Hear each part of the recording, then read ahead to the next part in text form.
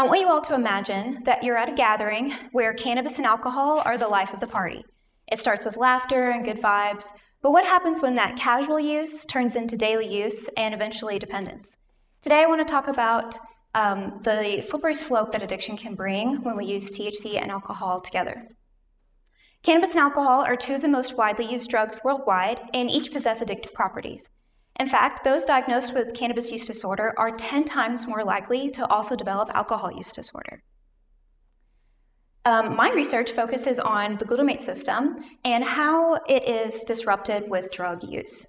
And importantly, those with a history of alcohol use often report increased levels of alcohol consumption, and we know that glutamate dysregulates alcohol addiction.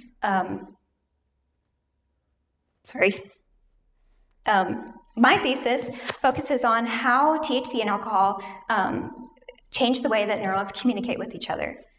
We use animal models of THC and alcohol consumption to better understand what changes are occurring in the brain that lead to this enhanced motivation to consume harmful amounts of alcohol.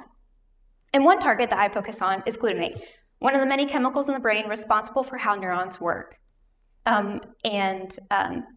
To explore glutamate as a potential treatment target, we use a compound called CDPPB, which, when injected into our animal models, it interacts with glutamate receptors, changes their shape, and allows for glutamate to bind more efficiently, ultimately regulating that glutamate function.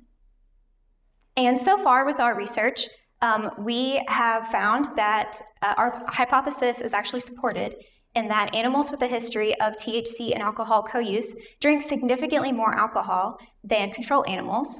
And furthermore, by regulating the glutamate system, we see decreases in alcohol consumption, which supports the idea that glutamate is an important and promising target in drug addiction.